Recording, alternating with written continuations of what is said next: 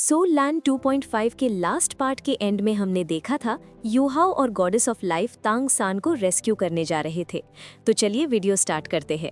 अब सीन है God realm के फॉरबिडन लैंड का, जहां फाइनल कॉन्फ्रंटेशन होने वाला है। गॉडेस ऑफ लाइफ के साथ थे गॉड ऑफ इमोशंस रोंग न्यानबिंग और 7 एलिमेंटल गॉड्स, मतलब कुल 9 फर्स्ट लेवल की ताकत। ये ताकत लगभग आधे गॉड रियल्म के बराबर थी। गॉडेस ऑफ लाइफ सिर्फ एक देवी नहीं, वो लॉ इन्फोर्सर हैं। उनकी creation power he God of destruction की डिस्ट्रक्टिव इंटेंट को रोक सकती है। प्लान साफ था, सी गॉड को रेस्क्यू करना, गॉड रियल्म का एक्सपेंशन रोकना और गॉड ऑफ डिस्ट्रक्शन को सप्रेस करना। ग्रीन लाइट के साथ गॉडेस ऑफ लाइफ वापस लौटी। उन्होंने कहा, बीस्ट्स को मैंने शांत कर दिया है, सब मेरे साथ चलो। सभी गॉड्स फॉरबिडन लैंड के कोर की ओर उड़े। जल्द ही बॉटमलेस लेक और उसके ऊपर बना कैसल दिखा। बटरफ्लाई गॉड ने इशारा किया, फादर और मदर वहीं हैं। सबकी नज़र गॉडेस ऑफ लाइफ पर थी, लेकिन वो अचानक आंखें बंद करके खड़ी रहीं। कुछ पल बाद उन्होंने एक दिशा में देखते हुए कहा, जब आ ही गए हो तो बाहर आ जाओ। अचानक आसमान डार्क पर्पल क्लाउड से भर गया। गॉड ऑफ डिस्ट्रक्शन प्रकट हुआ, पर्पल रोब, स्कारलेट आइज, भारी ओप्रेसिव ऑरा। उसके पीछे 7 गॉड्स ऑफ ओरिजिनल सिन और सैकड़ों सेकंड थर्ड लेवल गॉड्स। स्पष्ट था वो पहले से तैयार था। गॉड ऑफ इमोशंस की तरफ टेंशन बढ़ गई। सब सोच रहे थे, क्या गॉडेस ऑफ लाइफ अपने पति के साथ खड़ी होंगी? तभी उन्होंने स्लीव्स लहराई। ग्रीन लाइट एक विशाल लीफ बनकर सबको ऊपर उठा ले गई।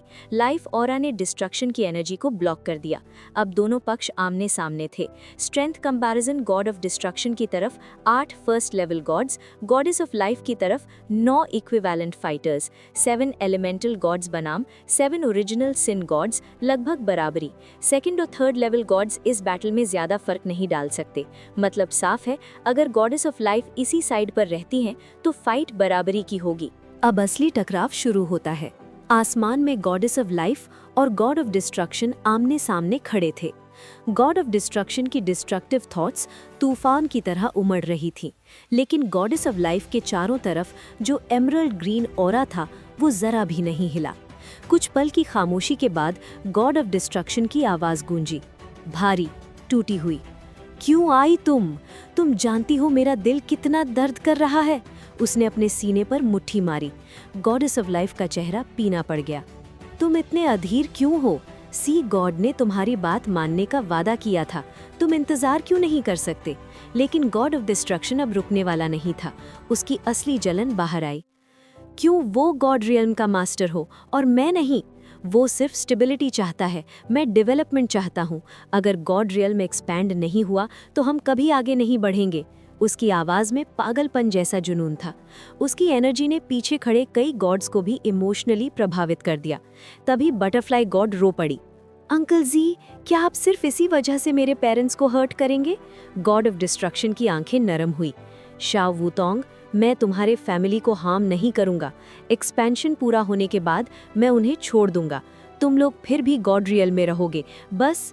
रोंग न्यानबिंग ठंडे स्वर में बोला, बस आपकी निगरानी में सही। गॉड ऑफ डिस्ट्रक्शन की नज़र उस पर गिरी। पर्पल ब्लैक थंडर बादलों में चमका। मुझे पता था सी गॉड तैयार रहेगा, तो तुम यहीं छिपे थे। क्या तुम्हें लगता है तुम हालात बदल सकते हो? रोंग न्यानबिंग शांत लेकिन सख्त था। डिस्ट्रक्शन, तुम्हारी पावर की चाह ने तुम्हें अंधा कर दिया है। गॉड रियल में एक्सपैंड हो सकता है, लेकिन इतनी जल्दबाजी में नहीं। अगर एक्सपेंशन गलत हुआ तो पूरा गॉड रियल्म अस्थिर हो जाएगा। अगर फ्यूचर में कोई कैटास्ट्रोफी आई तो हम सरवाइव नहीं कर पाएंगे। तांग सान कंजर्वेटिव है, लेकिन उसकी स्टेबिलिटी गॉड रियल्म को सेफ रखती है।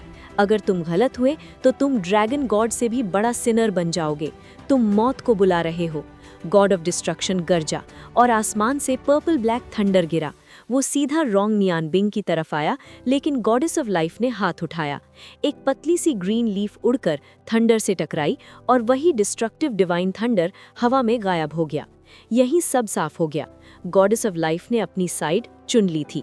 गॉड ऑफ डिस्ट्रक्शन की स्कारलेट आंखें सिकुड़ गईं और दूसरी तरफ खड़े गॉड्स के चेहरों पर राहत आ गई। गॉड ऑफ डिस्ट्रक्शन ने जलती हुई नजरों से गॉडेस ऑफ लाइफ को देखा। तो तुमने तय कर लिया है मेरे खिलाफ खड़ी होने का? गॉडेस ऑफ लाइफ चुप रही, बस उसे देखती रही। ये खामोशी ही जवाब थी। गॉड ऑफ डिस्ट्रक्शन ठंडी आवाज में बोला, अच्छा, तो अब फैसला ताकत करेगी। सी गॉड को बचाना इतना आसान नहीं है। मैंने God of emotions of butterfly God को जानबूझकर छोड़ा था ताकि तुम सब यहाँ आओ। सी गॉड के बाकी सपोर्टर्स पहले से गॉड फॉरबिडन कैसल में बंद है।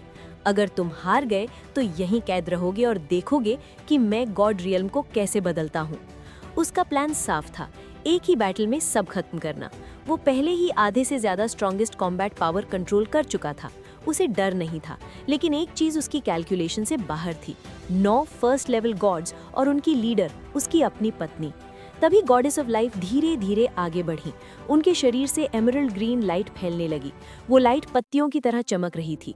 कुछ ही पलों में पूरा आसमान लाइफ ऑरा से भर गया। गॉड ऑफ डिस्ट्रक्शन की डिस्ट्रक्टिव थॉट्स पीछे धकेली जाने लगी और गॉडेस ऑफ लाइफ के पीछे एक विशाल ग्रीन बैरियर ने गॉड फॉरबिडन कैसल को कवर कर लिया। वो अंदर बंद गॉड्स को प्रोटेक्ट कर रही थी। उनके पीछे 7 elemental gods, god of emotions, रोंग न्यानबिंग सब अलग अलग पोजीशंस में फैल गए। उनके सिर के पीछे 7 रंगी हेलोस चमक उठे। फर्स्ट लेवल डिवाइन प्रेशर ने आसमान रोशन कर दिया। उधर गॉड ऑफ डिस्ट्रक्शन के पीछे 7 ओरिजिनल सिन गॉड्स खड़े थे। उनके हेलोस डार्क थे, जबकि गॉड ऑफ डिस्ट्रक्शन का 9 रिंग्ड सिल्वर हेलो सबसे ज्यादा टेरिफाइंग था। दोनों साइड्स आमने सामने, creation versus destruction. God of destruction ने आखिरी बार पूछा, सच में तुम मेरी दुश्मन बनोगी? गॉडेस ऑफ लाइफ की आंखों में दर्द था। वो कुछ कहना चाहती थी लेकिन नहीं कहा, बस वही नजर जो कह रही थी कि ये रास्ता मजबूरी है। ठीक है, गॉड ऑफ डिस्ट्रक्शन गरजा। उसका 9 रिंग्ड हेलो भड़क उठा। पर्पल ब्लैक मिस्ट आसमान में उठी और डिस्ट्रक्शन गॉड थंडर गरजने लगा। तभी गॉडेस ऑफ लाइफ ने आंखें बंद की, दोनों हाथ ऊपर उठाए। एक गहरी ग्रीन लाइट सीधा आसमान की ओर चली गई। Seed of life? God of destruction ने दांत भींचकर कहा। वो हरी रोशनी डिस्ट्रक्शन क्लाउड्स के सामने छोटी लग रही थी, लेकिन जैसे ही वो ऊपर पहुंची, आसमान में थंडर के बीच एक मधुर सेलेस्टियल साउंड गूंज उठा। डिस्ट्रक्शन एनर्जी की रफ्तार धीमी होने लगी। पर्पल क्लाउड्स फीके पड़ने लगे।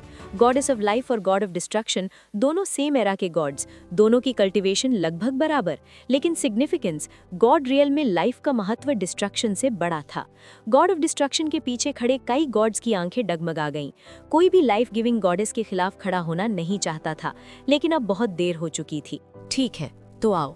गॉड ऑफ डिस्ट्रक्शन गरजा और उसका शरीर पर्पल लाइट बनकर सीधा बादलों में समा गया। गॉडेस ऑफ लाइफ भी ब्लू ग्रीन लाइट बनकर उसके पीछे उठ गईं। दोनों क्लाउड्स के अंदर गायब। ऊपर से उनकी आवाज आई, मैं डिस्ट्रक्शन को रोकूंगी।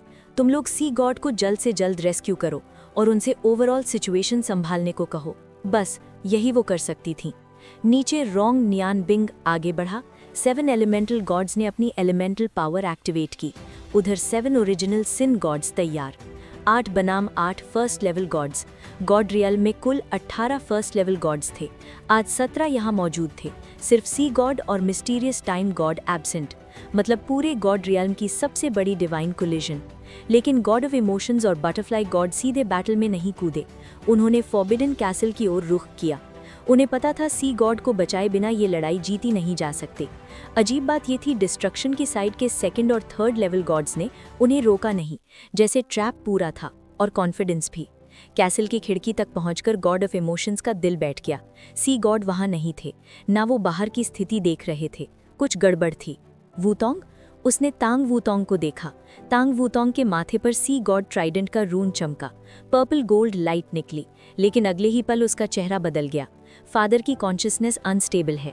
सी गॉड की ऑरा बेहद केओटिक थी, जैसे अंदर कुछ भयानक हो रहा हो। उधर आसमान में गॉड ऑफ डिस्ट्रक्शन और गॉडेस ऑफ लाइफ आमने सामने। डिस्ट्रक्शन की आवाज अब गुस्से से ज्यादा दर्द भरी थी। तुम्हें आने की क्या जरूरत थी? फॉरेस्ट ऑफ लाइफ में इंतजार करती। मैंने कभी तुम्हें साथ देने को मजबूर नहीं किया, बस चाहा कि तुम इंटरफियर मत करो। गॉडेस ऑफ लाइफ ने धीमे से कहा, माफ करना, मैं अच्छी पत्नी नहीं हूँ। ये सुनकर डिस्ट्रक्शन का शरीर कांप गया।